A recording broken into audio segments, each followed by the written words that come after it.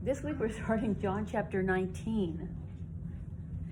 And at the end of chapter 18, where Pilate brought out Barabbas and set him and Christ before the Jews, because it was a tradition to let a prisoner go.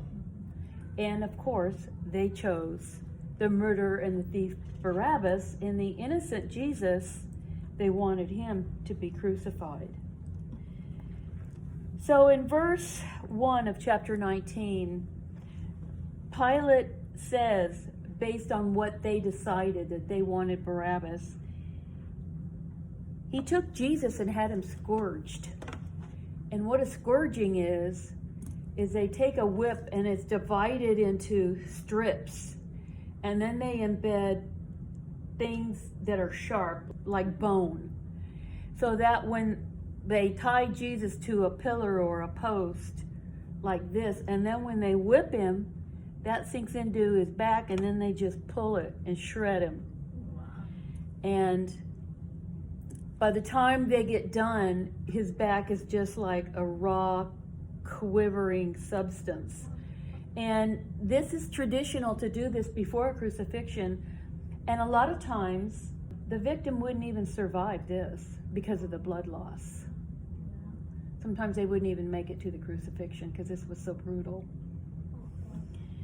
It is a hideous torture.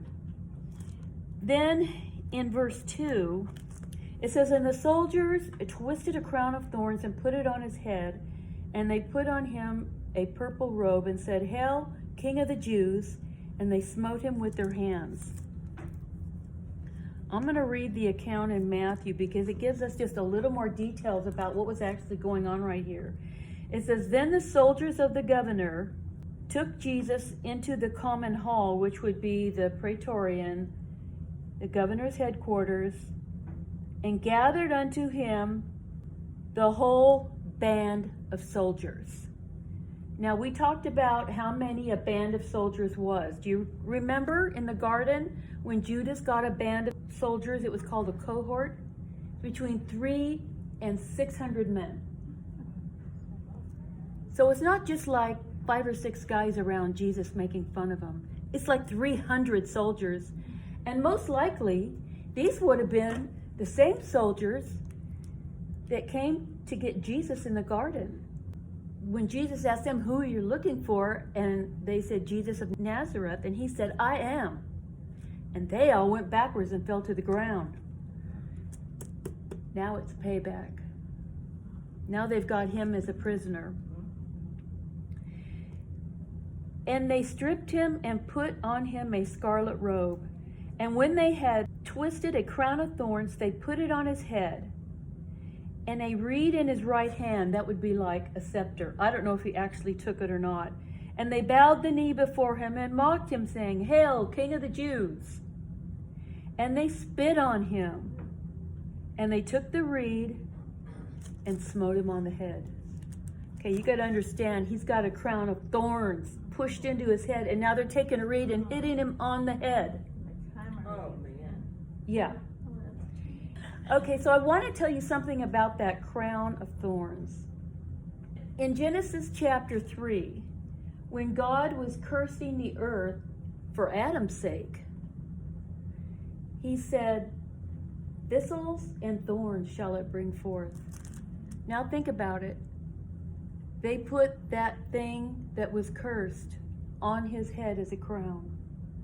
But more than that, so he was wearing that curse of the earth. But more than that, it says in Galatians 3:13 that he became a curse for us. When he was on the cross, he took the curse of the punishment of the law, which we all break every single day, and which we are not held accountable for anymore, because it was nailed to the cross. Yeah, and they had him dressed up like this caricature of a king. But what they didn't know is that Christ was on his way to the cross to become the king of the universe. They made fun of him because they said, "Oh, you're the king of the Jews." Well, he was a lot more than that. He's the eternal king. Verse 4, Pilate there went forth again and said unto them, the Jews, Behold, I bring forth unto you, that ye may know that I find no fault in him. Okay, he finds no fault in him, but he did allow him to be punished, an innocent man. On that note, I want to read something here about Roman justice. And this is Jaber McGee's Through the Bible. It says, Rome was noted throughout the world for its justice. On every Roman official's desk, there was a little figure of a two-faced god, Janus. One face looked forward and the other face looked backward. It is from this word that we get the name January for the month that looks back and the month that looks forward. Janus was to remind the judge to look at both sides of the question. Rome ruled the world for nearly 1,000 years. When the Romans took over a people, they promised them good roads, law and order, protection and peace. But life would be under a dictatorship. Rome ruled with an iron hand. In Roman courts, the innocent got justice. Remember this. And the guilty got justice. Not mercy, but justice. The interesting thing that makes this such an anomaly is that the trial of Jesus was one of the greatest miscarriages of justice. So, as we go through this trial of him with Pilate, remember that Pilate, he's under this bond with the Roman government that he's supposed to be just. And he's supposed to give criminals their just rewards and innocent people their just rewards. And in verse 4, he said, I find no fault in him. You know, at that very moment, because of who he was a Roman governor, he could have said, that's it. He goes free. He could have just left it right at that. Then came forth Jesus, wearing the crown of thorns and the purple robe. And Pilate said unto them, Behold the man. He's pleading to their humanity. Here he is, physically shredded, made a mockery of, humiliated, brought to the lowest degree. And I think Pilate thought, is this enough for you? Do you feel good now? Now that I've let him be tortured and humiliated? Are you happy? The answer is no. They were not. And, you know, I want to read a verse in Isaiah that talks about what Jesus looked like. As many were astonished at him.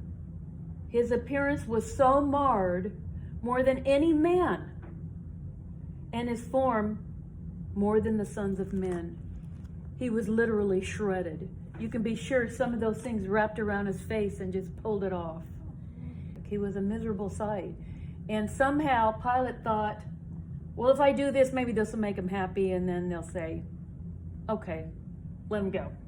But they didn't. He said, Behold the man. And in verse 6, when the chief priests, therefore, and officers saw him, he said, Behold the man, look at him. And when they saw him, they had no sympathy whatsoever. They cried out, saying, Crucify him, crucify him. And Pilate says unto them, Take ye him and crucify him, for I find no fault with him. Now, he's not actually telling them to do it because that would be illegal. They can't do it. He's being sarcastic. If you want him crucified, crucify him. I'm not finding fault with him. Once again, he has the opportunity to just let him go. He said publicly, I find no fault with him. The Jews answered him, We have a law, and by our law he ought to die, because he made himself the Son of God. When Pilate therefore heard that saying, he was more afraid. The first accusation that the chief priests made was that he said he was a king of the Jews, said he was a king, which might cause a revolt. Now they're changing because Pilate's already saying he's innocent. So now they're changing. So now they're saying, Well, he said he was the Son of God and he broke our law, which there is a law in Leviticus, that if you blaspheme, which is making yourself equal to God, that you should be put to death. And that's a good law where it applies. Except for Jesus was God, so that he was not blaspheming. But when it says that Pilate was more afraid, remember back in the last lesson we heard about his wife having a dream. She had a dream that was very disturbing. And she said to him, have nothing to do with this just man. And he remembered that. Plus, he had just ordered Jesus to be physically tortured. That might cause some fear too.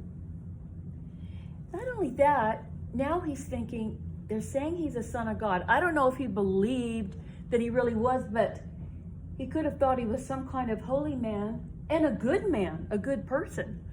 Because no doubt, with him living in Caesarea, Pilate, and then coming for the feast days, he would absolutely have heard of Christ's miracles. I mean, you don't raise the dead in secret. That news travels like wildfire. So he knew this was a good man. And this had him worried.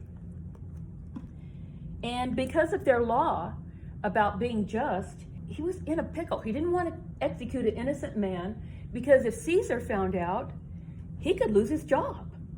Okay? He's already said he's innocent. And then what about all the people who were huge fans of Jesus, who were following him, who weren't there at that mob? Now he's thinking, well, gee, if I execute him, maybe those people will revolt. And then he's also got the chief priests who are going to revolt if he doesn't do it. So he's between a rock and a hard place. And now that they've said he's the Son of God, and he thinks this could be some kind of righteous, holy man, he's afraid. And he went again into the judgment hall and said to Jesus, where are you from? Now let me tell you something. He wasn't asking what city he was born in. He knew he was a Jew. When he heard this, and he also heard Jesus say before that his kingdom was from another place, he wants to kind of know, where is that place? Where exactly are you from? He's wanting to know about the secret of his origin. And what about this claim of the Son of God? And where is his kingdom? And listen what Pilate says to him. You know, Pilate was very sympathetic, thinking, you know, he's an innocent man. I don't know why they're doing this. But listen what he says. When he says, where are you from? Jesus gave him no answer. Nothing. He did not defend himself. And in Isaiah 53:7, it says, he was oppressed and afflicted, yet he opened not his mouth. He's brought as a lamb to the slaughter, and as a sheep before her shearers is dumb, meaning not being able to speak. So he opened not his mouth. Guess what? Pilate's going to be one of these slayers of the lamb. That's what's going to happen here. But now when Jesus isn't answering, he is personally offended. He's like, do you know who I am? This is what he says. Verse 10, then Pilate said unto him, speak you not unto me? Don't you know that I have power to crucify thee and have power to release thee? Now he's really offended. His ego is all ruffled up. And he's saying, I'm somebody important. I can kill you and I can let you go. Now listen to what Jesus says. Now Jesus speaks. You couldn't have any power or authority at all over me, except it were given thee from above. Therefore he that delivered me unto you has a greater sin. Just think about that. Who can say who has sin? Who can say who has this much sin and who has that much? God. He's the only one that can say that. And he's telling Pilate that the only reason why he's being allowed to be himself, when he says that he has authority from above, it just means that God is not going to interfere in this. He's going to let Pilate be himself because it's going to serve God's purposes, because Jesus is going to be crucified. But it doesn't have to be by Pilate. Pilate is going to be held responsible for everything he does. And that's what Jesus is warning him about right here when he says, he that delivered me to you has the greater sin. And he's thinking, oh, that means I have sin too. And it says, from thenceforth, Pilate sought to release him. It's funny because before it said he was afraid. And then he gets all about himself and I'm so powerful. Looks like he's afraid again. The one who was really afraid was Pilate. Jesus never was. He was in control. He could have stopped this at any time. And when it says that he was wanting to release him, we don't know what he did. Maybe he got some soldiers because he was out there on display. Maybe he got some soldiers who says, hey, take him back. Well, when that starts to happen, the Jews cry out saying, if you let this man go, you are not Caesar's friend. Whoever makes himself a king speaks against Caesar. So do you see what they've done? They went from calling him the king of the Jews. That didn't work. Then they called him the Son of God. Said they broke Jewish law. That didn't work. Now they're pulling the Caesar card. And they're going back to their original accusation because they realize saying you're the Son of God isn't breaking a Roman law. So they go back to the sedition that he's a king, and they pull the Caesar card. And what they're doing is extortion. They're saying, if you don't do what we want you to do, which is killing Jesus, we're going to tell on you. We're going to tell on you to Caesar. And that means something to Caesar. When Pilate therefore heard that saying, when he heard the saying that we're going to tell on you, we're going to tell Caesar, oh, he changes his tune completely. And it's all about me. It's all about, I don't want to lose my job. So when he heard that saying, he brought Jesus forth. See, he's not trying to release him anymore. He brought him forth and sat down in the judgment seat in a place called the Pavement, but in the Hebrew, Gabbatha. And it was the preparation of the Passover. So once again, the Passover is happening this day. So when they say in preparation for the Passover, they're talking about the Feast of Unleavened Bread, and they're preparing for that. And those are both called Passover during this time period. And he says unto the Jews, behold your king. Now before he said, behold the man, but you know what he's doing now? He's going along with it. He's saying, yeah, he's a king. Because he knows he has got to satisfy these Jews or they're going to tell on him. But they cried, away with him, crucify him. Pilate said unto them, shall I crucify your king? The chief priest answered, we have no king but Caesar.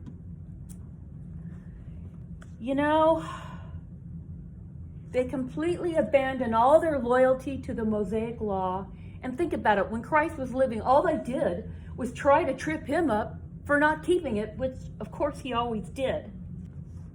They say that Caesar is their king, but you know who their real king was? God. God was always their king, even in the Old Testament. So they didn't want the Lord of glory. They wanted the Lord of Rome. By renouncing Christ, they put themselves under the power of the prince of this world, which is Satan. They elected Caesar to be their king. In 70 AD, they were destroyed by Rome. That's my lesson.